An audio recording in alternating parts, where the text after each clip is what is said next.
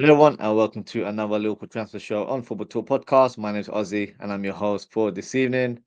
It's very hot where I am right now in London, but it's also heating up when it comes to the transfer window, especially when you're talking about Liverpool Football Club. So there's a lot to discuss today. So we'll start with the opening rumor, and that goes to Alexander Isak. Now, I'm not Mystic Oz. I'm not going to say that. I'm not going to, put myself onto that category, but I did say last night in our show that we need to remain patient when it comes to the transfer window. And I've said it time and time again. These big deals don't just happen overnight. And right now, you know, it doesn't get bigger than Alexander Isak. So what's the latest in regards to the Swedish striker? Well, the latest is that he's left his home in Newcastle and he's pretty much packed his bags in order to force out a move from the club. And I've mentioned this before, this saga has gone, too far now, where there's no looking back for anyone, whether it's Liverpool, Newcastle, or Isak. In terms of the player's point of view, he's burnt his bridges with Newcastle and the fan base. So much so that Newcastle fans have expressed their emotions today by burning Isak shirts. So the big question is, we've seen these kind of incidents happen in the past. Liverpool had one not quite a while back with Steven Gerrard. Is there going to be a U-turn with this scenario? I don't think so. It's two different situations, and Isak has made it very clear he only wants to join Liverpool Football Club. Newcastle legend Alan Shearer tried to contact Alexander Isak multiple times but received no response. It's now been revealed that Isak actually told Newcastle in May that he wanted to leave, and Newcastle still rejected a British record bid for him. Of course, it wasn't publicly made official, but there were definitely discussions in the back. So that's why Isak's peed off, and that's why he's making a big fuss. That's why he's unsettled. He's gone AWOL, and he's not been punished for it because there's a reason why. Because he had an agreement with the club, they haven't lived up to their bargain, so that's why they haven't punished the player in any shape or form. And then I've been online today. Newcastle fans have been disgusted with the way Isak has behaved in this transfer situation. But let's put the Isak situation to one side. Isn't their target Johan Wissa doing the exact same thing where he was training left, all of a sudden went a bit AWOL and he's not really been active ever since. So, you gotta have the same energy when you have, those kind of opinions. And then I even saw Arsenal fans getting involved for no apparent reason. Um, and I sometimes question myself, are fans, that fickle when it comes to their own situation because they've just signed a striker in Victor Gyökeres. Uh, that guy literally went on strike a few weeks ago before he was officially joined Arsenal. He badmouthed the president of Sporting Lisbon in public and refused to turn up to pre-season. So I don't really want to hear what any other fans have to say in regards to this scenario other than local fans. So, guys, talk to me. How are you feeling now? Are you guys convinced that we're going to sign Isak, or do you still have some reservations that the move will not materialize? You guys already know my thoughts. Isak will be a Liverpool player by the end of this window. First things first, he's got to find himself a new home in Merseyside, so that's his priority. But from a Liverpool point of view, we need to just table that official bid and get the ball rolling from there. And I think from a Liverpool point of view, we've kept it very professional. We've not tried to disrespect Newcastle other than, signing their prime target, Ekatike, but that's a that's another conversation, I guess. But looking at this whole transfer saga, I think Newcastle have had a stinker from a business point of view and from a PR perspective. I don't know if you guys, follow like hip hop music, but there's a radio show in America called The Breakfast Club. They normally have these scenarios where they say donkey of the day. Well, I feel like Newcastle are the donkey of the window because they've made some poor decisions, whether it's, from trying to sign players or not making the right decision when it comes to having a player that doesn't want to be there. The automatic thing to do is to actually sell that player, regain the finances, and reinvest it into the squad. They did neither of those things. So for me, uh, Newcastle should have done this from a PR point of view. Let's start from that perspective. They made it seem like Newcastle were not going to listen to any offers. We thought, it was hand in the ears, fingers in the air, sorry, and they're not listening to any offers. Hands off our striker. He's indispensable to us.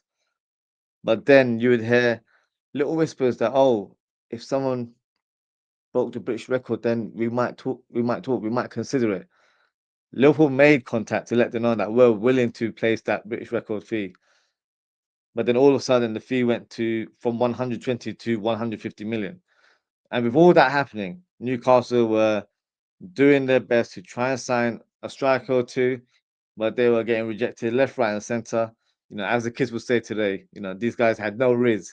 That's literally how bad it was from their point of view.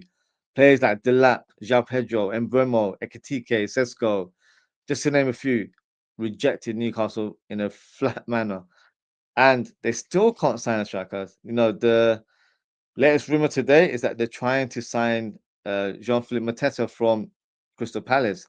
They're not going to sell him. That's their main striker. So I don't know what they're doing. They have literally no logic or no strategy in place, and they're pretty much on the verge of ruining their summer transfer window. Now, just a bit of advice. This is what they should have done, in my opinion. I think once Isak expressed his desire to leave, and that was his final decision in May, I feel like the club should have communicated that to the media, so all the fans would know that Isak's given his all for last season and he wants to move on and try a fresh challenge. Of course, it would have been a shock to the system, to Newcastle fans, but I think in the end, with a bit of time, they would have come to terms with it. They would have accepted because they know he's a special player. They won't say it now, but they had that feeling about him, and they would have known that he would have eventually wanted to move to pursue his career elsewhere. He's not Alan Shearer. He's not going to retire at Newcastle. And because it's always been Liverpool for Isak, the logical thing to do would have been to negotiate with Liverpool and accept that British transfer fee of 120 or 130, whatever the region would have been. It would have been close to that figure. Now, with that, they would have had the money very early on in May. Newcastle would have had plenty of time to explore the market, sign new players, not just strikers. They would have been able to sign squad players as well. Yes, the prices may have been a bit inflated because the clubs would have known that they've got money in the bank, but it would have helped seal the deal a little bit more, if that makes sense. If you've got a lot of money in the bank, you can give an extra 10 million on the transfer fee, but also give the agent a bit of an extra fee and the player a better salary. In the end, you get the player that you want. You don't have to go down to number 20 on your shortlist. That's how it feels, right, from a Newcastle point of view. So had they've done that, they might have had made all of their signings right now. They would have had potentially a complete squad before the season even begins this week. But no, Newcastle tried to play hardball. They tried to do the whole, Mr. Big Bollocks, and it backfired. It's the 12th of August. They have less than 3 weeks to sign a minimum of two strikers plus a couple more. And I don't think it's going to happen for them. I think they'll probably sign one or two strikers, and that's pretty much it. I don't think they'll have enough time to sign a defender and a midfielder. I know they're linked with Jacob Ramsey, but I think they wanted a more of a defensive-minded player as well in their team. Um, so look, whether they like it or not, Isak is definitely going to join Liverpool. I'm so confident that it's so far gone now where things can't be rectified. So the best thing to do is talk business, let Liverpool construct the negotiations, and whatever offer we place in the end should be accepted. Now we're not going to lowball them and give them 50 million. It's going to be a British transfer record fee. So I'm expecting it to be around 120 plus add-ons. So maybe equals to 125 or 130 million altogether. So that's the kind of deal that I'm expecting for Isak. Um, and look, a lot of fans, including Liverpool fans, have not liked the way the transfer has been handled. Um, I'll be quite brutally honest with you guys. I could not care less at this stage. Newcastle have made it into a very messy affair. If they didn't want to sell him, they should have been very firm with that stance. Not flirt about the idea that we could accept it because in the back of their minds, Isak had a price tag like all players do, right? So because they were willing to speak, it attracted more attention. And look, Liverpool had one target in mind to get as the main man in the team, and Liverpool are going to do all they can to try and get the new striker. So I expect Liverpool to place an official bid by Friday in a couple of days' time. I'll be very surprised if we don't. But nonetheless, if it doesn't happen next couple of days, it will happen in due course. So my stance is the same. I think Liverpool will sign Alexander Isak by the end of this window. Just going to go through some of the comments before we move on. Um, Oz and Kavak says, "My guy, Oz the FTP. Big up yourself, Oz and Kavak. I'm liking the emoji there. Appreciate your support. Appreciate your comment. Uh, man has a counter. Is that new? Which counter? What are you referring to? Uh, oh, bro, got fresh players. But listen, we got the Isak news got me a little bit excited. Not even that. We've got other news to talk about as well. So, we'll speak about um potentially three new players coming as well. So, yeah, you know, last 24 hours, it felt like it was doom and gloom where we're not signing anyone. All of a sudden, we're signing three players. So, I told you guys, a couple bombers, changes the mood. I've got a fresh haircut, so I'm in a good vibe right now. So yeah, that's how it is, I guess. Daz, big up Daz. He says, big up Ozzy. Hope you're well today. Do you think we'll get Isak and Guehi? Yes, I think we will get both players plus another Italian defender as well.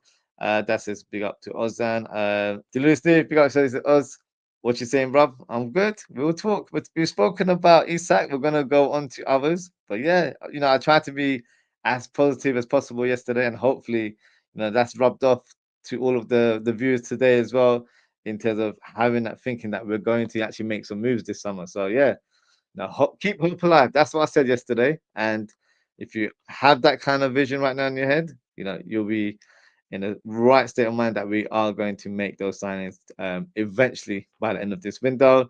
Um, Arne Slot says, Aussie, Newcastle just signed Malik Fial and are about to sign Jacob Ramsey from Villa. Where would they get the funds from a PSR perspective? I think I know where exactly. The whole funny element of the chase for players that they can't get strikers, but they have weaknesses in the area. A defender was definitely a must because of Botman's inavailability last season. I'm not sure until how if he's available or not, but because he's become injury prone, they needed to identify a left-sided centre back. And you've actually mentioned Malik Fior in the past, and I think he's a good player. So from Newcastle perspective, it's a good signing for them.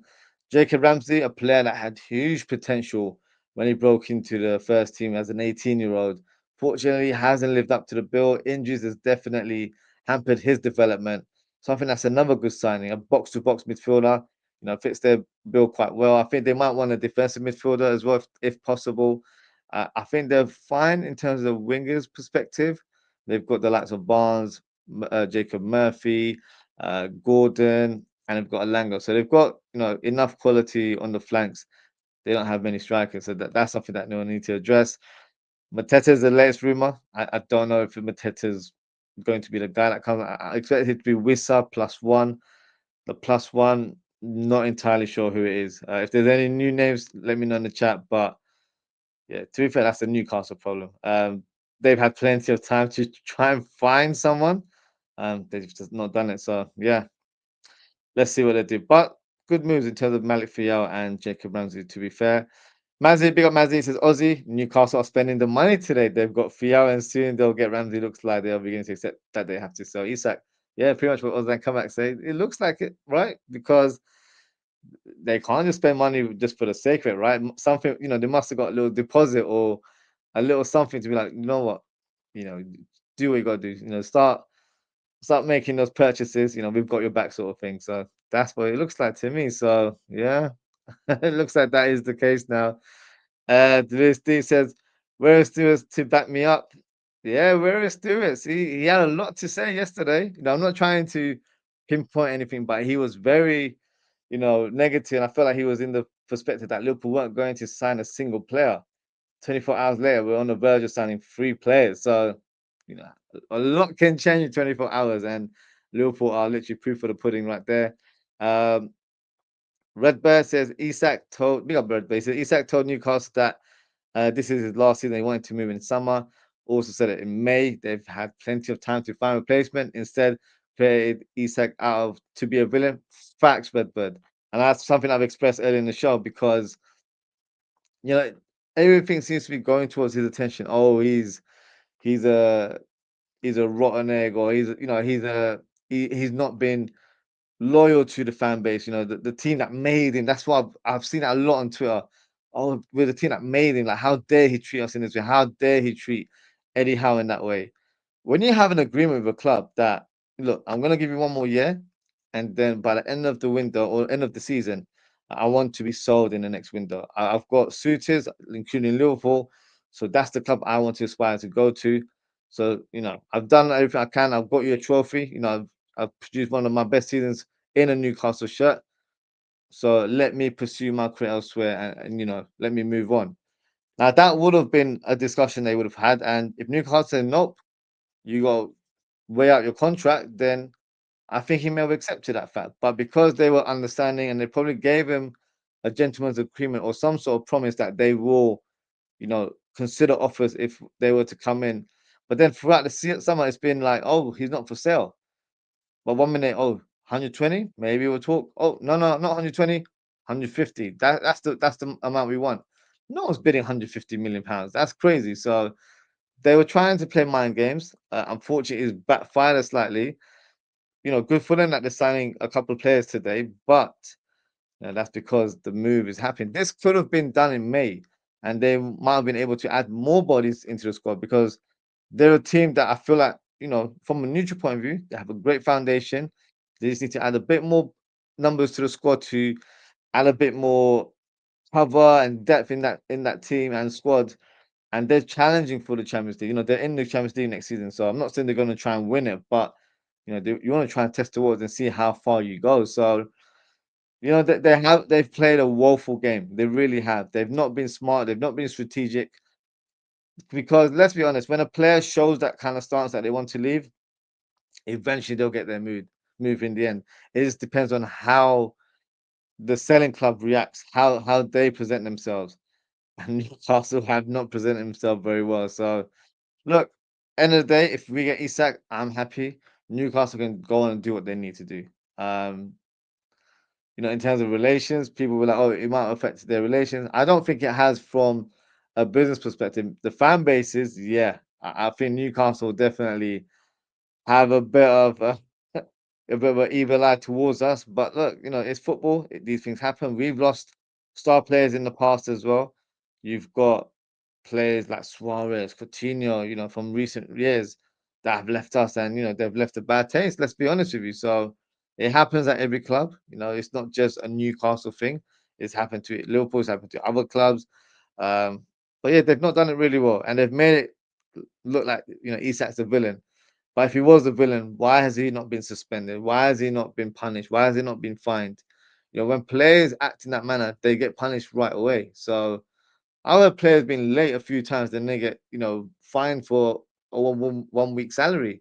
So if that's happening from little things like that, then are you telling me that what he did was not worthy of being punished? Of course it was, but of course they know that they were in the wrong as well to not listen to him or deliver what was promised, which was a move to Liverpool. So look, whatever's happened. I'm trying to look at the future now, and I'm hoping Isak could be a Liverpool player. I would love for it to be before the Newcastle fixture. I think if we do sign him before that, I don't think the club into the Liverpool, I don't think they'll have him available for that game. But I'm a different kettle of fish. I would literally play him. I'd start him in that game. Maybe not start him, maybe on the bench. And the reason I wouldn't start him because I don't think he's fully fit. He's not had a good preseason, unfortunately. He's not been active. So that's something we need to do. Unfortunately, we will have to put him on a heavy training schedule to make sure he's up to fitness levels, but also slowly gets introduced to the team through one or two cameos. And then once we feel like he's ready, then he'll start games. So he'll still be involved in that Newcastle game. That Newcastle game has a different level of fire now. It really does. That's St James's Park as well. It's going to be an absolutely crazy affair. If you're actually going to stadium to watch it, be safe because it's gonna be a bit of a crazy night. That's what I'm encountering, to be fair. Mazzy says once Newcastle sign a striker, FC will get the green light to go to Liverpool. God knows who that striker is, Mazzy. You're right. I would assume that, but they're taking so long to get that striker. God knows who it is right now. So um, Wissa would likely be one of the strikers, but I don't think they're relying on it just being Wissa. Wissa is technically Callum Wilson's replacement, and they want to sign a player of higher quality on top. So let's see. I don't want to wait for them. They've signed Malik Fial and they've signed Jacob Ramsey, confirmed by Ozan Kabak earlier on. So if they've signed those two players, then you know you've reinvested in your squad. Does that make sense? The striker, that's your problem now. Let us have our striker. You guys have 3 weeks to do what you got to do. So yeah, for me, it's past that stage now. I feel like we need to just make sure that we get Isak as soon as possible. So that's my point of view. Uh, let's see. Deleuze Steve says I'd be so chuffed if we signed both Guehi and Leoni. We'll speak about them shortly. I think we are going to get both. Just to give you a bit of a teaser that I think we'll get both. Redbird says club and Newcastle journals done Isak wrong, trying to stand there in a bad way. If anyone blame, it's the club. 100% it's the club. 100%. I totally agree with you. Mike says Gay will be an amazing signing for us. Prem proven player Aussie. How to see Liverpool using him this season? He'll be utilized a lot for us. Of course, the first choices on paper will be Van Dijk and Konate, but Gay is one of those players where he's more than adaptable to playing alongside Van Dijk or Konate. Or if we need to play a back three, he can play uh, in a back three like he did in the Community Shield against us. So in that game, he played on the left side and looked very comfortable. Went forward at times and produced some great attacking through balls as well. So he's got a lot in his locker. I feel like he's a little bit underrated by some, but I'm sure that performance against us on in the Community Shield opened some eyes. And they realize, he is a good player. He'll be a fantastic addition. Ticks a lot of boxes. So I'm very excited to see him hopefully join Liverpool very, very soon. What's the Leoni like Aussie? So Leoni, from what I've seen, I'm not gonna say I've watched a lot of Palmer games. I haven't, and I'll keep it 100 with you guys.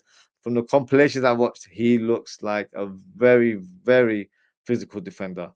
And when I say physical, he can handle himself. He's, a player that can challenge physically. He's very dominant in the air. I think he had one of the best aerial duels for young defenders in the whole of Europe. So he beat the likes of Kubasi and Hosen, that of course the one player that we were trying to sign as well. So very, very sort of highly regarded. Liverpool see him as one of the best young centre backs in Europe right now. 18 years of age, only made 17 appearances, but showed a good account of himself. As I mentioned, very tall, very strong in the tackle, loves the slide tackle, doesn't get pushed around, dominant in the air, very good ball playing defender as well. He's not just a physical specimen, he's actually able to play ball. He can drive with the ball. He can play on the left side of centre back or right side. For me, that's a great quality here because you have some players that only look comfortable on one side. He can play both. So that's why I feel like the club have identified him as Van Dijk's successor. I think that's the vision that we have for Leoni. So for me, from what I've seen, he looks a special, special talent. So yeah, definitely excited about the prospect of us signing Giovanni Leoni. Redbird says, True Geordie on his show said, if Isak gets a career-ending injury, he won't have any sympathy for him. That's sick. Yeah, some fans, honestly, they take it to a different level, to a different extreme. I'm definitely not one of those guys, but yeah, wishing someone, to get a career-ending injury is, yeah, it's quite shameless behavior, to be fair. Dulu Steve says reports saying that Gay wants game time assurances. We have two centre backs, of course. He's getting game time. That's it. We haven't got any centre backs. We've only got Van Dijk and Konate, so he will get game time. Like there's no reason why he wouldn't. He will get game time. So remember, we're Liverpool. We're not going to just play 38 games a season. We're not United. We're playing in different cups, European competitions. So we're gonna have a lot of games. We're gonna play. If we really go further down the line in terms of certain competitions will be able to play at about 50, 60 games. So every player is needed. There'll be times where Van Dijk might need a rest or might need to, sit out for a game or two to make sure he's fully fit for a bigger, more of a stronger game that's coming up during the week. So the players are going to be utilized. And, Guehi as third choice, he's going to get a lot of game time. So this notion that he needs game time assurances, he knows he'll get game time. So I'm very, very confident of that. Ozan Kara says, I am subbed from that big Geordie oath ages ago. Yeah, he has some crazy opinions, doesn't he? But yeah, some people like it, some people don't. Mazzy says, Ozzy, is it true Giovanni Leoni is the best young defender in Europe? They're calling the new Maldini. Is he worth 35 million at that age of 18? Thanks. So new Maldini, I don't know. I can't say that because Maldini is one of my sort of favorite defenders of all time. And that's a real legend. Legend gets dished out quite a lot, but for me, that is the ultimate legend right there. So I think that's a bit too much pressure on the youngster. Even if he resembles, his ability, I'm not. I haven't seen enough to even suggest that. To be fair, but from what I've seen in terms of the compilations of him in recent weeks, he looks very very talented. And the club, they have viewed him as the best defender in Europe. So that's why he's in our pursuit. He was probably in the same profile that we were looking at for Hosen. Hosen would have been, on top of that shortlist as well, and Leoni would have been, second or would have been around the same kind of region as well. So they've definitely targeted as the future centre back to replace or to be the successor for Van Dijk. I think that's why Leoni's been brought in. So maybe because of the Joe Gomez injury, and maybe also because there's a lot of interest from Inter Milan in Serie A, they've had to fast track this deal where maybe this was the plan for next year. Maybe they're like, no, do you know what? We got to get it done now because if we lose him, then we're back to square one again. Because Holston would have been the guy that actually would have came into the club, but he decided to move on to Real Madrid. So I think that profile was always, destined for us to sign. It's funny looking at it now, like thinking about it. Maybe were always supposed to sign two centre backs because Gay just makes a logical sense in terms of experience, and then having a young up and coming centre back was always on the cards as well because we were strongly linked to Holston as well. So who knows? Maybe the Gomez injured fast track that as well. But look, it looks like it's not one or the other. It looks like it's going to be both players that join us. I did see something online that suggested that we might send Leoni back to Parma on loan for another year. I don't want that to be the case. I think he'll still get some game time, and I feel like it's worth him being in the squad now rather than later. So let's see what happens in terms of that rumor. Redbird says, Ozan, haven't watched Geordie for time. Was told what he said and checks his show. The way he said it, he's hoping Isak is done by injury. Sicko, in my opinion. Yeah, that's that's sick behavior for sure. Dude Steve says, Oz talk on Simicast Living. Will he be missed? Will he be missed? To an extent, because I always feel like it's tricky to sign players that know their role in terms of being squad players. You'll get some players that might have been promised that you're going to be a first starter, and when they arrive, they end up being further down the picking order, and they lose their mentality, they lose the urgency to really push, and the character is revealed where they don't have the drive to, prove people wrong and really go above and beyond. Whereas with Simicat, of course, he wouldn't have been painted that picture. He would have been told, look, you're here to provide cover for Robertson. And, whenever he's not available, if he's not showing good form, you have every right to challenge and, contest to get into the team. And I feel like whenever he's called upon, he's always produced a decent account of himself. So I think will he be missed? Probably not missed, but I do feel like he's been a great contribution to us over the years. The reason I'm not saying he won't be missed is because we have Kirkes, and I feel like Kirkes is a long-term successor to Robertson, but it might be where we have to sign a left back in the near future as well. So I wish him all the best because I feel like he's a very likable character, as you probably see on social media.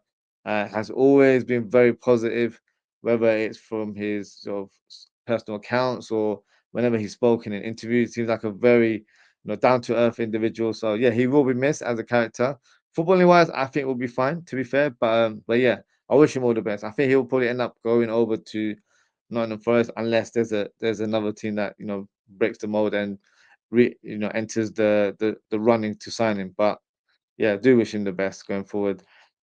Red versus rival fans called us Liverpool. Now I have to say Liverpool. We do have the pool. Newcastle certainly don't. So yeah, I'm liking that nickname. This is this window has definitely been that notion there because every player that's joined has said it's always been Liverpool. That's been the constant theme, and I'm loving it. So yeah, totally agree with that last play on words there. Olin Kowat says, "Yeah, Redbird. Anyone who wishes injury on any other player discussing has no morals.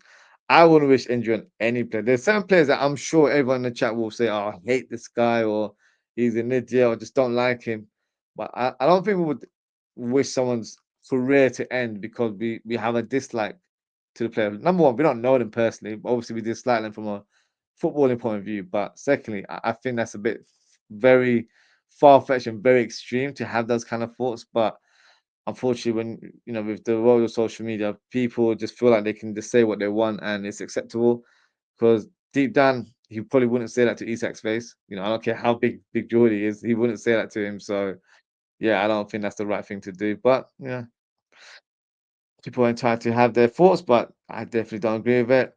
Redbird says Ozan, rivals got on our back over Trent, but not one LSC fan wished him any harm. George calling Isak a traitor. I told hypocrites they called him rat. I saw that graffiti somewhere, I think, near the training ground. I, correct me if I don't think no one said anything about Trent in that manner that will help he has a career injury. I don't think I've never heard anyone say that. So whether that's from a content creation point of view or speaking to fans online, I've never seen that. So we were definitely annoyed. Don't get me wrong, and every right to feel like that, but to wish harm on someone, yeah, that's a bit wild. I'm not gonna lie, that's not the kind of talk that I like to hear. But yeah, unfortunately, can't control what people have to say nowadays. Steve said, he even kept Iketiga on side and got subbed out. He was agent Guehi from the jump. He was helped us out in that moment there for sure. That said, the press conference is on Friday as well. Aussie.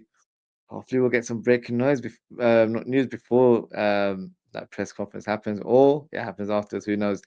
Did you see that? Will you do a starting lineup preview show for Bournemouth? Us? Yes, I will be doing a preview show on Thursday. I'll be joined by a special guest on that show as well. So that show will be around 11:30 p.m. So slightly later than the normal. So yeah, please do be on the lookout for that. We'll do a match preview of the game. We'll speak about Bournemouth in terms of the current team setup. We'll speak about Liverpool. Hopefully, some new developments regarding transfers, and yeah, we'll do our preview and then see what we think will happen on Friday. Which I'm really excited to see that match. So it should be a good one. Um, Mazzy says Aussie rival fans know LSC have there is. Imagine when we get Isak confirmation that they're going to be jealous. We're acting like the biggest club in the country right now. I'm gonna say one step on top. I feel like we're acting like the biggest club in the world. Like Real Madrid, Barcelona aren't moving like this. So we're acting different right now. There's a new energy. So I totally agree. We're moving like a big club, and it's about time. Let's be honest. Uh, Dan L says, "Is it just me that feels Newcastle have caused all of this?" Dan, you're not wrong, and I don't mean to be rude when I say this as well. If they were just a bit more open in terms of their communication, because I feel like the stance was that he's not for sale. So if someone's not for sale, you kind of just walk away. But they always just gave us slight whispers that maybe if you give us the British record fee, we'll consider it, or when we actually were willing to accept to agree to those terms, they're like no 150. So from that point of view, they've made it messy publicly, and also from their own point of view, the PR that they've used to make Isak look bad when it wasn't actually his fault. It's come to our attention that he was promised a move in this summer, and I think it was agreed between the club and the player, but they just didn't live up to the promise. That gentleman agreement was broken, so that's why he went on a bit of a ramp where he just left the training ground, went to Spain, trained with his former club. He felt disrespected. So when someone feels like that, that's what it is. They try and stay away from the situation and try and calm down or do whatever it has to be said. So they've messed up because let's be honest, if a player comes up to you at the end of the season in May, this was communicated. Remember, our season finished like late May, so this might have been. I think I read it. So it was before the Everton game, so that might have been before their last game of the season, and he spoke to the manager and said, "Look, I want to leave the club. I want to try a new challenge. I've got desires to move elsewhere, maybe play for Liverpool, one of the big clubs." So I promised, and I think they had a communication last year as well, where he said, "I'll give," like that's what normally happens. We've had that with Coutinho, we've had that with Suarez, where they've said, "Look, we'll give you one more year, and then once that year finishes, can we try and get that move?" And you know, the Coutinho one, of course, we went a bit left because of, I think him trying to engineer a move when, the bids weren't acceptable for us. And Suarez had to bite someone to try and get him out the door. So, yeah, every situation is different, I guess. But in this scenario, they knew the picture. They knew that the player didn't want to stay. He wanted to move to Liverpool. So why not get that deal over the line? The minimum requirement would have been beat that transfer record. And I'm sure Liverpool would have bid it 120, 125, 130, whatever they would have said in a realistic manner, they would have got 130 easily, in my opinion. But because they tried to play hardball and they tried to be very firm in a pretend way that they didn't want to sell, it's caused a bit of an issue. Now, they've struggled to find replacement. They've struggled to sign players in different areas as well because of this way that they're doing these kind of tactics. And from a business and from a PR point of view, it's been a complete failure. It really has. So once this window closes, the fans will definitely say it's their worst window ever. Doesn't matter who they sign now, the way they moved, the way they acted, it's made their club look really bad. Obviously, now they're feeling really fresh emotionally because the players pretty much on leaving now. Look at my picture right there. They've burnt shirts today, so they're really angry right now. So they wouldn't have anything positive to feel. But once the flames go down, everything's a bit more settled. They might realize that we messed up. We really did. But it is what it is. I feel like they've brought it on themselves because Liverpool have acted in the right way, in my opinion. They haven't been aggressive, which I want them to be now because it has to be done. But generally, they haven't been aggressive. They've done it the right way to make the official approach to ask if there's any room for negotiation. Are you willing to sell the player? They didn't give us a clear answer. They didn't say yes. They didn't say no. They were quite coy with that stance. So, we were like, okay, fine. You're not answering us. So we're going to move on and try and find our next target, which actually ended up being Ekatike, who was their primary target. So people thought we did it out of pettiness. Ekatike was always on our shortlist. I think everyone knows that. I've watched Ekatike for the last few months because we were linked with him early in the year. So I've been aware of his name because we've been linked to him in the past. So it's not like he was a name that just came up. It was a name that's always been, around the club. I think it's a player that's been scouted very heavily in the last year or two. So, I think they've messed up on this one. But look, if we get Isak, I will be more than pleased because some fans still believe it won't happen. I think it will. Only time will tell. But I'm very, very positive that Isak will be a Liverpool player by the end of the window. Deleu Steve says, I've seen some Geordies even talking bad about Diogo Jota and Andre discussing behavior. Yeah, that's just low, isn't it? That's just scum behavior right there. So if that is the case, then you know you can't really vouch for people like that. And people like that, you just have to ignore them because they're doing it for attention. They're not doing it in the right way. So yeah, just gotta let people ignore people like that. Honestly, don't have time and day for that kind of behavior. Dan says we all have to sell players that we want to keep. Totally agree with the PR side you mentioned. Yeah, we've had to do it in the past. It's not no club is invincible in that manner where you can't sell players or you don't have to sell players. We've had to do it in the past. That's why we've been in such a great position last 18 months slash 2 years because we've sold players, but we haven't really invested in the squad. That's why we've got enough credit in the bank to sign some good players right now. So every club goes through it. Let's be honest. Daniel says exactly what you said. They're acting like the head of the table due to winning one cup and have Saudi owners. Do you think it makes he makes it out of Newcastle for Isak? I bloody hope so. I read something that he was told not to be around the town centre. I don't think he would have been anywhere, but I'm sure he's been escorted out of Newcastle. Don't be surprised if he's in Liverpool right now, in a hotel, just waiting for things to get done. Um, because that would be the right thing. There's no way he can be in Newcastle right now. So we've heard he's already left his house. So yeah, he needs to just stay somewhere low key, and then hopefully Richard Hughes will do his magic and get that deal done very, very shortly. So yeah, hopefully that happens. Just got a comment here from Ozan Kabak who says, "Yo, Ozzy, it seems that Rodrigo is now bound for City. I think Rio will be Cody's backup at least until Jan." I have that same feeling as well, Ozan Kabak, because I don't know if we'll go and pursue Barcola. If we did, oh my God. I don't think it's even debatable how great this window has been. If we get Leoni, Guehi, Isak, and Barcola by the end of this window, just hand us the title. Honestly, just hand us the title because that is just one of the most complete squads you'll ever see. But I think maybe because of his emergence this preseason, I think he's going to be given a chance to stake a claim in the first team. So, do I agree with that? Not entirely, if I'm being honest with you. Um, because in our squad we've got players like Chiesa who have a history of injury records. So because of that, I don't expect him to be available all the time. So that's one less attacker there. Then you've got Salah, you've got Verts, you've got Szoboszlai, but Szoboszlai is being utilized in a deeper role, so he's going to be, in and out of the squad. And then you've got Gakpo. So Ekitike could play on the left side, but it's not his sort of sole position. Verts can play on the left, and you have Szoboszlai in the number 10 role.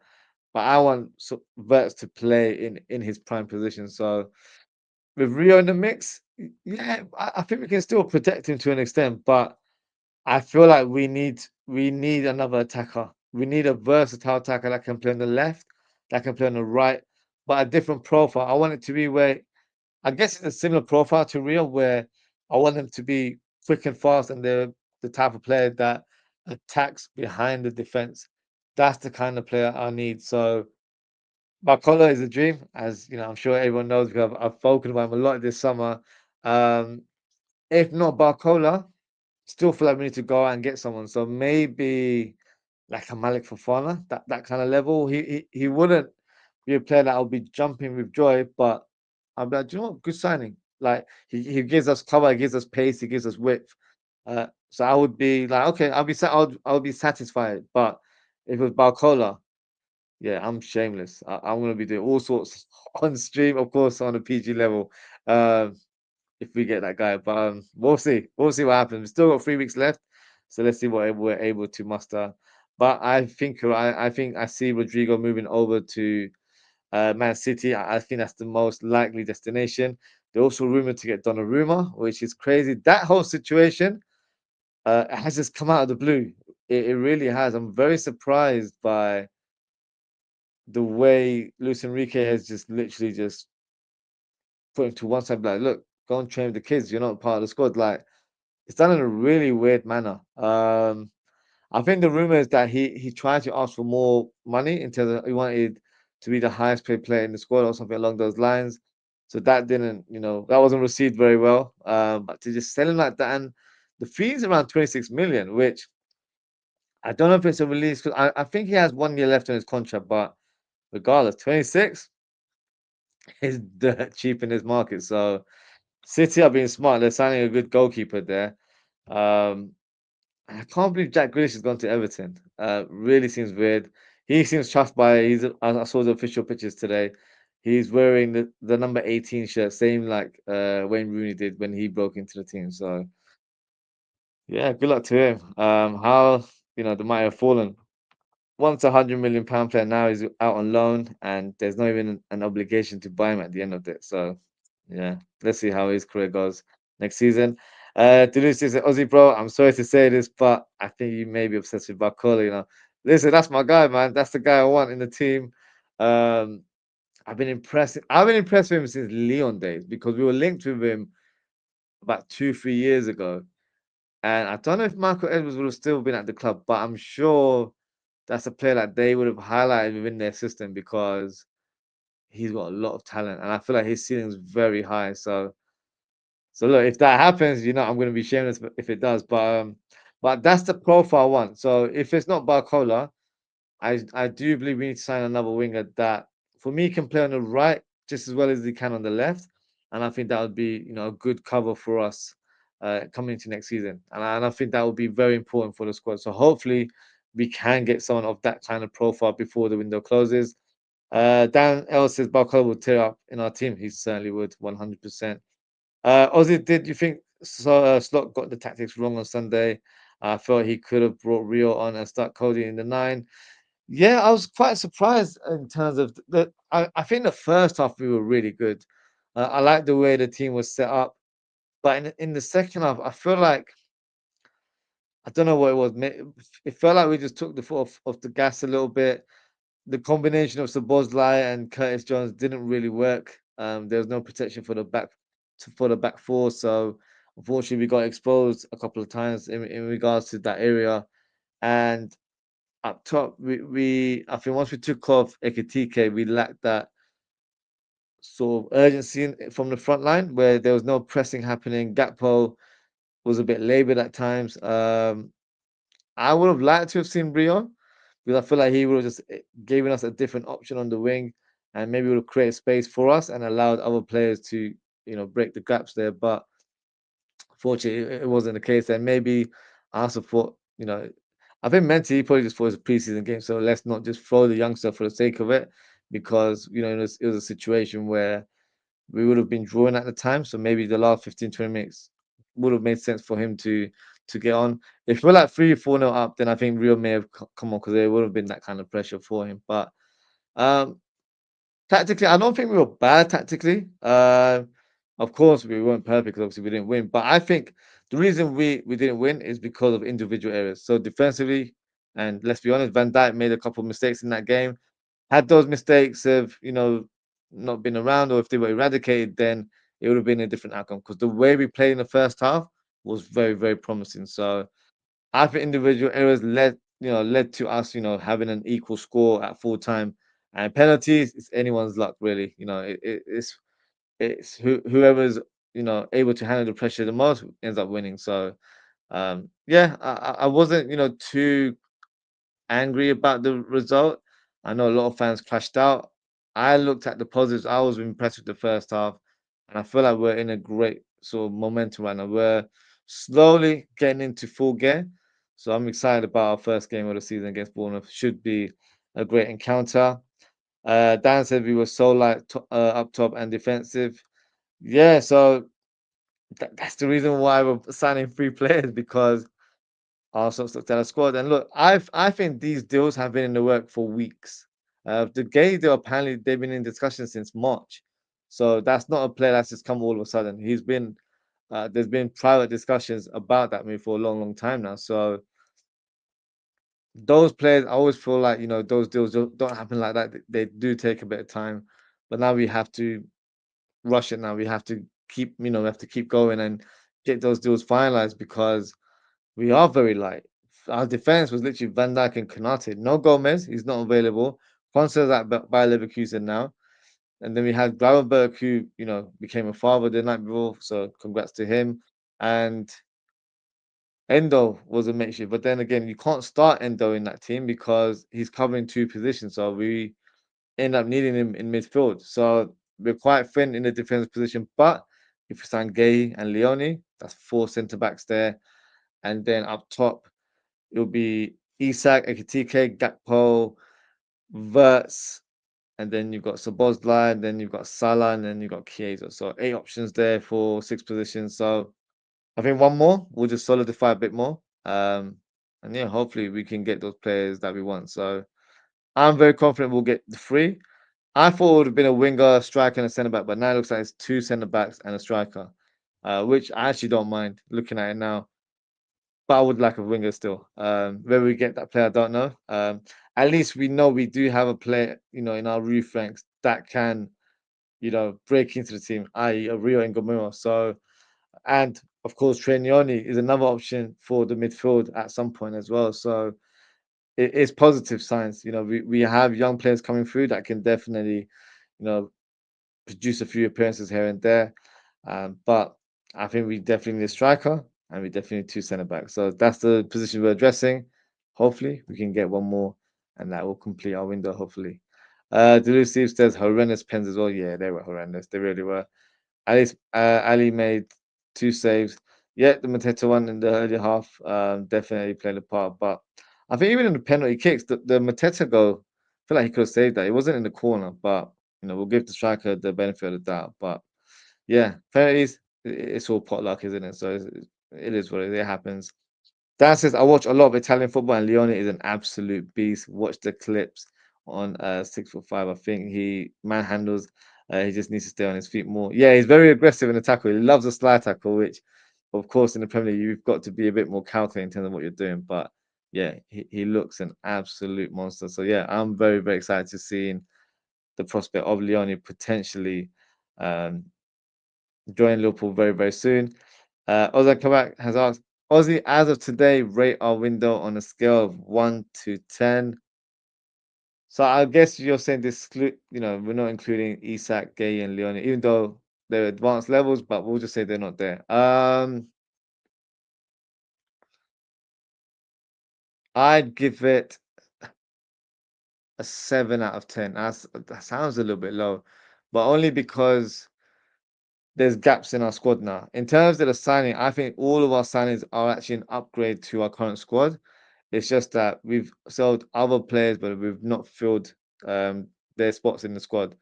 So the three players that we're linked with, they will technically fill the void, if that makes sense. So once that's done, then my rating will be higher. It'll probably be 9 out of 10. And then if we get the winger, then for me it's a 10 out of 10. But 7 is not very low, but it's just that because there's areas that I feel like, if the window did close today, as some of our viewers thought yesterday, all of a sudden, uh, then yeah, I wouldn't be happy with what our current squad is looking like, because we've got no recognized centre backs besides Van Dijk and Konate, and we've only got one striker in the team. So things need to be, addressed in our squad.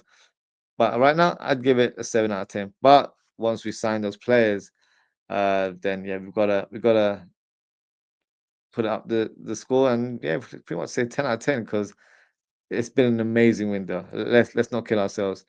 Dan L says, I'm sure we're linked with him for 23 million as well. With Gay, that's two centre backs for 55 million. So yeah, I'll speak about them very shortly. But yeah, the fees aren't as high as people assume. So yeah, you're not, it's not a crazy amount as well. Considering we were willing to spend about 50 to 60 million on Hosen alone.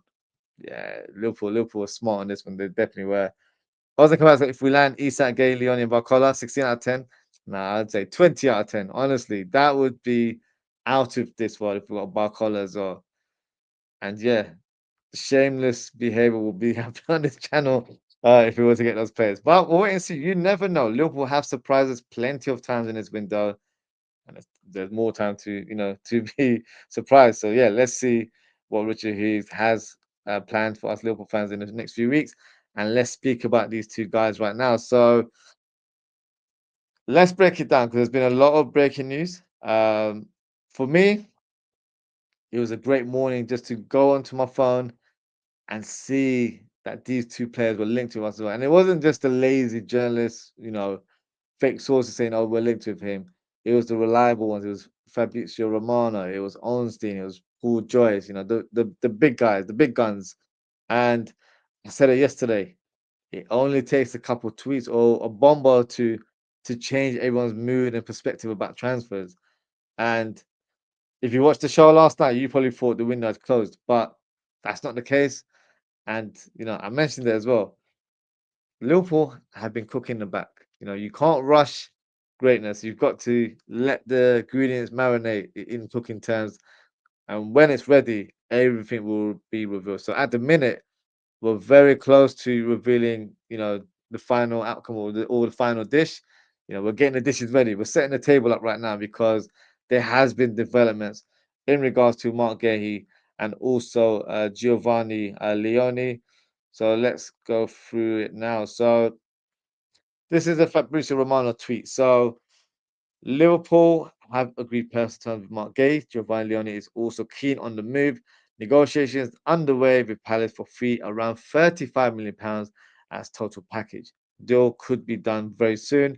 LFC work on both Guehi and Leoni, not alternative as revealed today. So it's not one or the other. We are trying to sign both. Now, in terms of Marc Guehi and Giovanni Leoni, according to Romano, they have both said yes to Liverpool. Negotiations are ongoing between both clubs and both players. And also, Dave obviously Clark revealed that Liverpool are willing to pay as much as 30 million upfront as part of Mark Gay's transfer fee. Liverpool have held talks with Mark Gay's representatives as far back as March, which is what I mentioned earlier on, as revealed exclusively.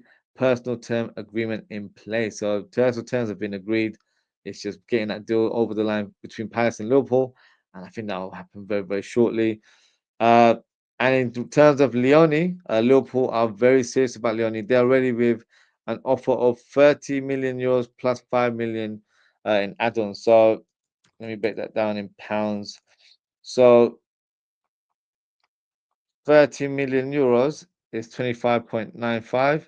So let's just say 26 plus 5 is 4. So basically, £30 million deal is what we're trying to get. 30 million for Leoni and 35 for Guehi, which equals to 65. And we were linked to a 60 million move for Holson. So as Dan mentioned earlier on, you know, we've sold Kwanzaa and we've just added another 30 million on top, and we've got two defenders. So for me, it's a smart bit of business. It really is. I was always hoping that it would be both, but then I feel like because we've had such a great window so far, it may come across as we're being greedy by saying we want this guy, that guy, this guy. Like we've got unlimited funds and we can just buy whoever we want. It feels like at times because it doesn't seem like money is an object right now for us. But I'll be very, very happy about these two signings. I really hope with the Leone deal that we don't loan him back. I think he would be better utilized at the club now, where he learns the trade from Van Dijk, from Konate, and of course Marc Guehi, who's of course a very experienced defender as well.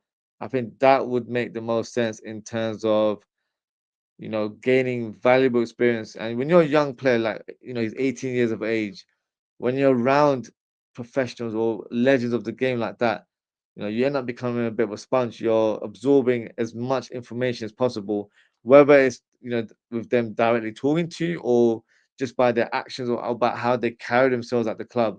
I feel like it's going to be great sort of experience and great sort of life lessons for the young defenders. So having a mentor like Van Dijk, with you in the team, it doesn't get better than that. So I really hope it's not a loan move back to Parma. Some people have aligned it with the Mamadashvili deal where we give him out on loan for another year. I don't want that to be the case. We need four centre backs in total. With Leone, he will be the fourth choice one, so we need him in the squad. So for me, he has to be a viable option for now, not for the future. So I'm very, very happy about us trying to sign two defenders. And just a little dig at Newcastle as well. Newcastle made a bid of 70 million this time last year to get Marc Guehi. We're getting him for 35 million. So looks like what we know what to do when it comes to spending money. Because it doesn't look like Newcastle will get Marc Guehi because they tried to get him in this window as well. But looks like Liverpool have the upper hand in every shape or form. So for me, I'm excited about this prospect. I really hope we do sign both defenders in this window. Just going to go through some of the comments before we move on. Dara, big up Dara. He says, Verts alone makes it a 7 out of 10. Facts. Honestly, Verts is such a joy to watch. I'm so excited to see how he, progresses and develops in this new team. That guy is a superstar in the making. He's such an elite player, and we should be fortunate that we have him in the team because those kind of players always feel like pipeline dreams for us Liverpool fans. We've never really signed a player who's on top of the game in their, I can't even say prime years. He's not in his prime years yet. He will be in the future, but he's still very young. He's 22. He's nowhere near his prime. So that's a concern to our rivals. This kid's got more to come, from his game. So yeah, really, really excited to see him Verts in action in Liverpool shirt. Steve says, just stop it, Ozan. You're giving everyone false hope. Gotta do it, man. Gotta do it. Barcola isn't realistic. I hear you, Steve. I do. I really do. But I'm dreaming, because and it's not just a name that I'm just like saying for the sake of it. Because we were linked to him last week. I feel like maybe there's some, like let's say, there's no smoke without fire, right? So that's why I'm on that kind of boat. I'm thinking maybe we could go for him as well. So we'll dream until the window closes. But that's the guy I would love for us to have as well.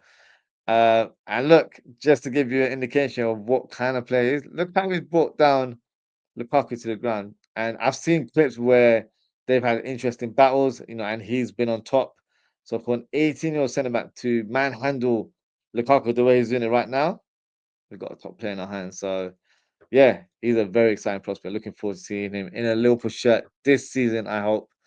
Now, on to the next rumour, and we'll stick with the defenders. Ibrahima Konate. Now, bizarrely, there was a rumour circulating that a team are interested in his services, and it's not Real Madrid. Surprise, surprise.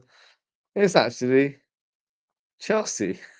So Chelsea apparently have lodged a 43 million offer for Liverpool centre back Ibrahima Konate, and the source is Defensa Central. I don't know if that's a legit source. If it is, I don't mean to be disrespectful, but I've never heard of that outlet before. Um, so for me, this is nonsense. But let's just kind of paint the picture. What if that bid came through? Because all summer I've had that stance where I'm like, do you know what? If someone offers between 40 and 50 million, we may have to consider it, because if Konate doesn't want to stay, we should sell him now rather than later. As in, we can't do it later, because in January he'll be free to discuss pre-contract agreements with foreign clubs, and one of the foreign clubs we all know is Real Madrid that wants to try and sign him. So let's say this offer was real. Would you any of you guys accept it? My stance has changed a little bit. I would not accept it, because I feel like that's more work for Liverpool to do, to sign three centre backs. Look, one was the realistic target. Two, I thought I was being greedy. But if he goes, then it's free. Like there's no point of you signing three centre backs in one window. That's suicidal. So I would, unfortunately, you know, using more of a sentiment kind of way of thinking rather than from a business point of view, I'd keep him for one more season. And if he goes in a free, so be it. But I want him to make sure that he leaves on a high and make sure he helps Liverpool win as many trophies as possible. I still actually have hope that Konate will sign a new contract. I don't know if it will happen soon or before the end of this window, but I do think he will sign in the end. So let's see what happens. But if there's any bids that come for him, I think we should reject it, to be honest with you. Um, so yeah, for me, not acceptable. He's looking very good in preseason, and I feel like we need to have our best players now. It's too late in the window for us to think about signing two, three defenders. Two, you know, it seems a bit crazy anyway. So I'm happy we're even doing that. So to sign a third is just yeah, it's just a bit out of bounds. So for me, sign those two players in Guehi, Leoni, and then we have Konate and Ben Doak to complete our back four, plus Gomez whenever he's available. And we've got our defensive options sorted for the rest of the season. And like, whatever the future holds, we'll have to wait until then. But for now, he's a Liverpool player. So I think he should be in the squad and should remain as an option in terms of our defensive selection. Just going to go through some of the comments. Brazy says, big up to this channel. Big up, Brazy. I hope you're well. Brazy says, Chelsea already have 45 centre backs. Why would they want Konate? You're not wrong, my friend. They do have a wealth of centre backs. They just like to spend. They really do. They have no strategy. It's just spend, spend, spend. The only reason why they are in the market is because what's his name? Levi Colwell has picked up a long-term injury. He may be ruled out for the whole season or for majority of the season. So in their minds, they feel like they need to replace him, but they've just signed Joe Hato. So Hato would be the like-for-like player for Kobo anyway. So it wouldn't be a necessary thing for them to add another body to their squad. But you know, Chelsea moves differently to everyone else, so that's why they are linked with our defender. But I don't think there's any truth to rumor at all. Now on to the next one, and it is regarding Federico Chiesa. So Chiesa has had direct communication or conversation, I should say, with Arne Slot and his agent, Fadil Ramadani, has spoken to Liverpool's hierarchy. The response from both was unequivocal. Federico will stay because of the sales of uh, Nunes and Diaz. Brazy, it says I predicted the topic. Big up yourself. Yes, you did. Thoughts on Chiesa staying? So I think it makes logical sense to keep him in the squad. Um, we are low in numbers. Let's not kill ourselves. Um, Harvey Elliott most likely will leave, guys. And I've always said this throughout the summer. I always thought it would be either Elliott or Chiesa. I don't think it would have been both. Both would have been just too much for Liverpool to do in one window.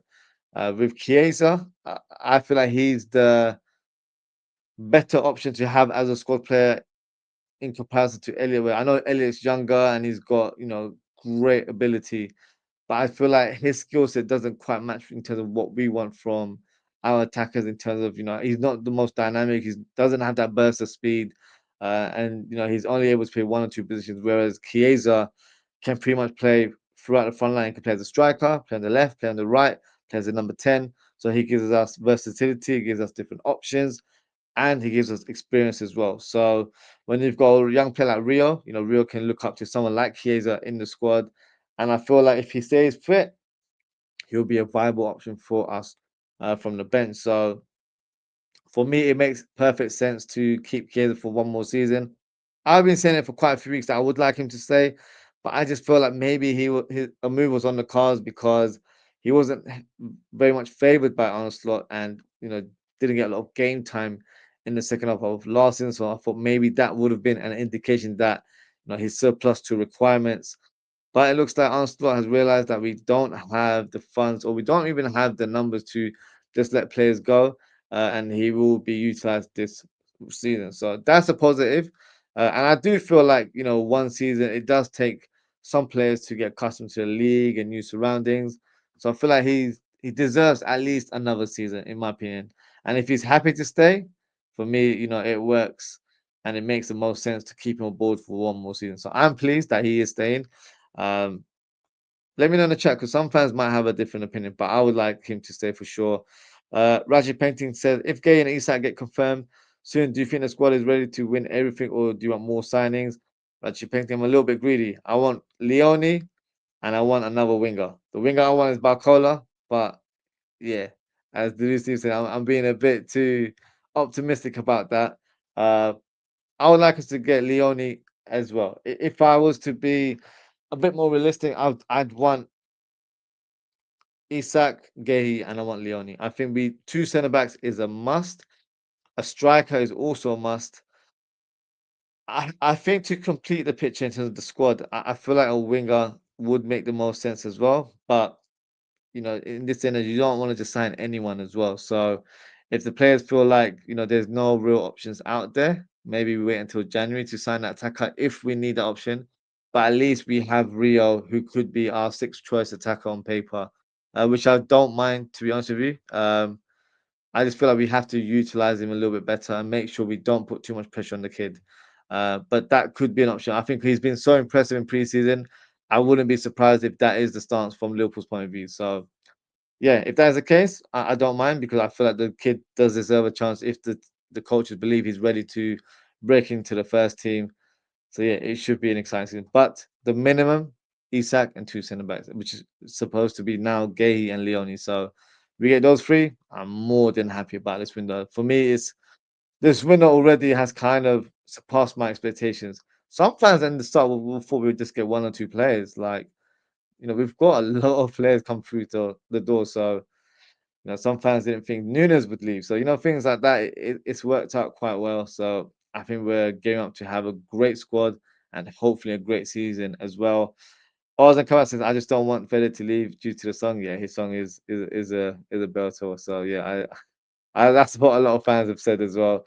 Bray said if Chiesa stays, Slot must play him more, even in just the cup games. I agree. Need to be utilized in Premier League games, all our fixtures. And I feel like he's such a great option where he can play on the right or on the left. So 100% he needs to be utilized if he's going to stay next season.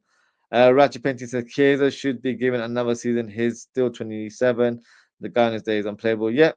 Whether he's able to replicate that form again remains to be seen. But I agree, another season is definitely warranted, and I feel like he should be given a chance to, play games. Even if he's not starting every game, he should still be involved from the bench and not just be left cold all the time. So yeah, I agree. I think utilize Kiers a little bit more, and then I think we'll get more end product from him as well.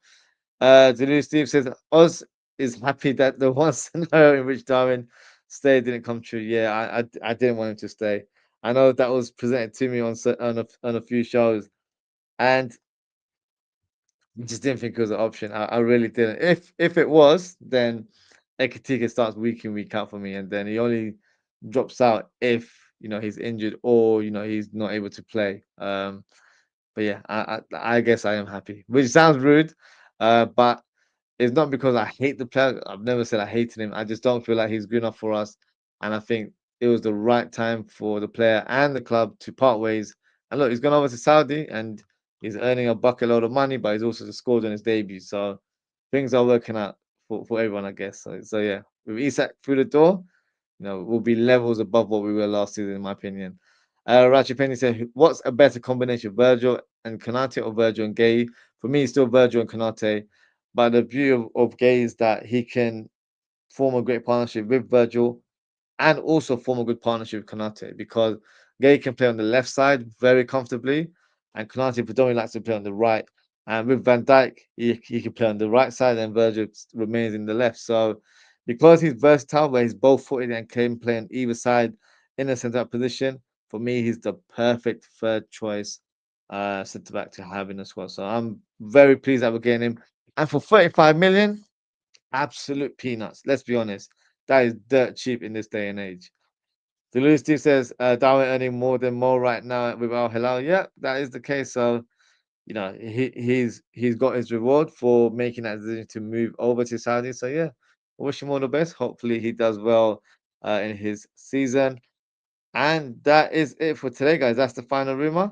Actually, no, I've got one more rumor to talk about quickly, and that is Ben Doak. So he's been linked with a move quite a few weeks now, but no one's really presented a strong interest until now. So the current rumor is that Leeds United are, firm in their interest in signing the player. So they've started initial talks, and Liverpool's valuation of Ben Doak is £20 million. Now, thoughts on that fee? I thought we could probably bump it up a little bit. Maybe I'm being a bit greedy here because I feel like last year, or not even last year, in January, we rejected a bid of 20 million from Palace, I believe. So, you know, he's shown better form for Middlesbrough since then. I know he picked up an injury for the last 2 3 months, but he had a great season for Middlesbrough, and even pre-season, he's definitely shown that he's got a good ability about him. Um, so for me, 20 seems a little bit low. But having said that, I think it is an acceptable offer. A player that we bought through, I don't even know how much we ended up paying for him. We would have been less than 1 million. We got him from Scotland, Celtic, I think it was. So yeah, he's definitely a player that I don't think will be in around the first team. He is talented, but I don't know if he's quite at the level to play for Liverpool, which there is levels to this. So I think 20 million would be a good transfer fee to collect, and I think Leeds United would be a good move for him. As there's a very passionate fan base. Ellen Road is a very noisy stadium. It might not be the biggest, but it's definitely got an atmosphere. So he'll be loved at Ellen Road. So I think it's a good move for the player, and I think it'll be a good move for Liverpool in terms of gaining £20 million, which can be used on transfers. Maybe we add it to the Barcola kitty. Who knows? But I do think it will be worth selling the player because his stock is quite high right now. He's on the up. If we keep him for another season, then the stock might decline, unfortunately. So I think it's the best time for the player to move on, and we can get a decent change out of him. I'd also add a buyback clause. I'm not just saying he's terrible, get rid of him now.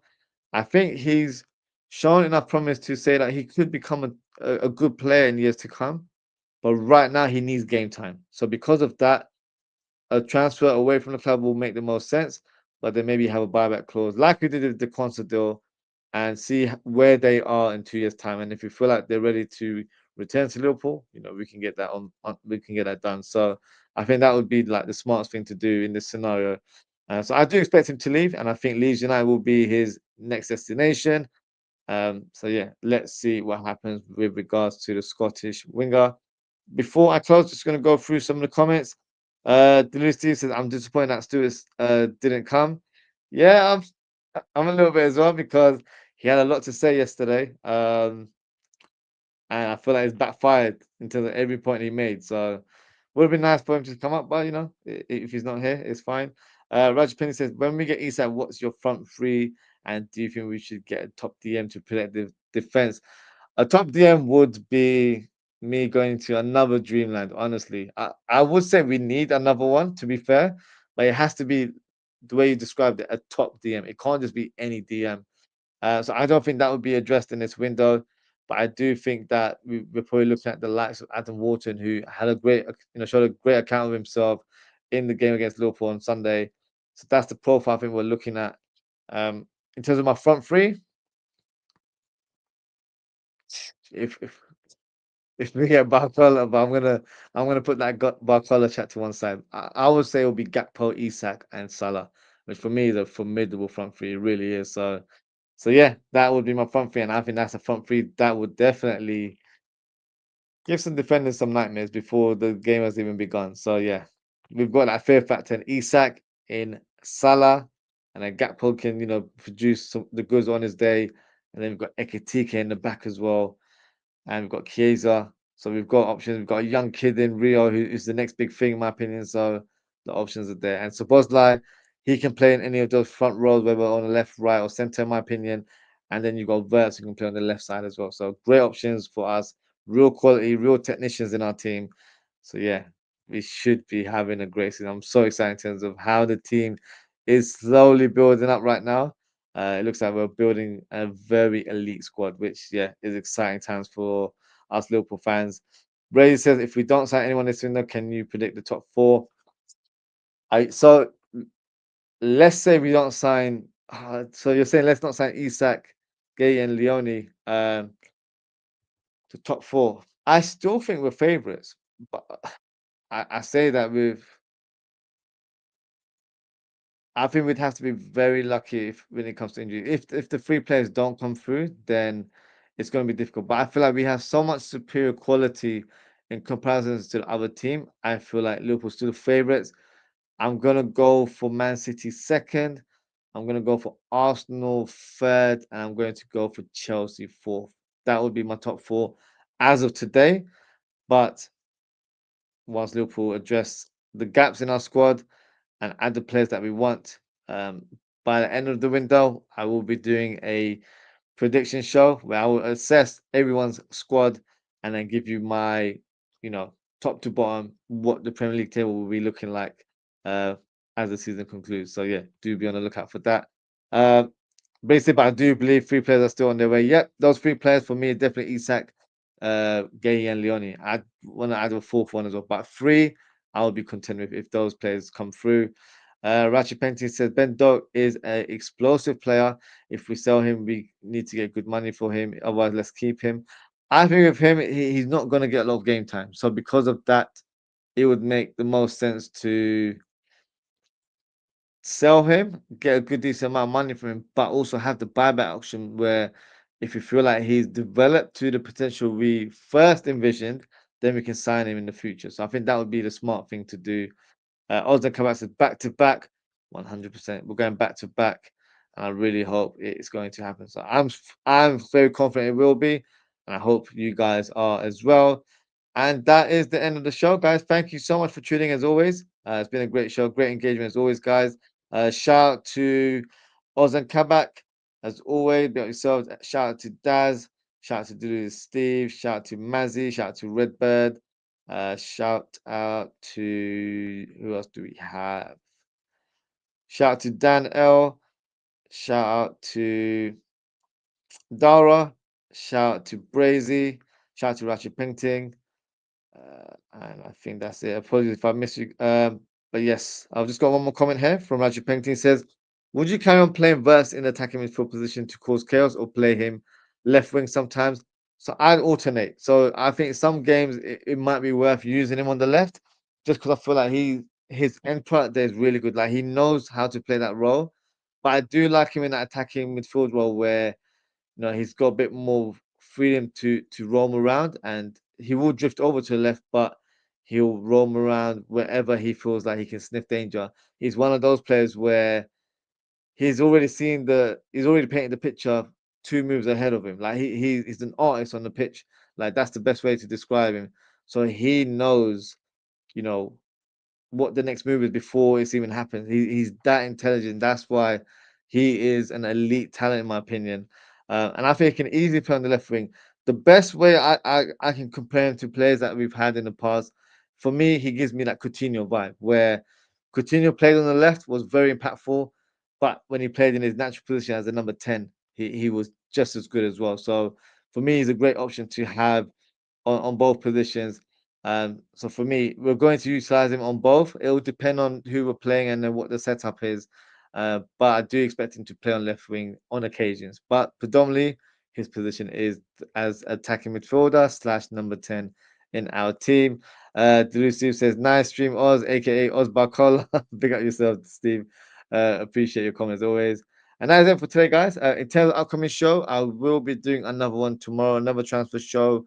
Hopefully, we get some more breaking news, some more delight, as we wake up and scroll onto our social media feeds. Hopefully, we get some breaking news. Hopefully, we get some official news that deals have been agreed, and then we'll discuss it tomorrow.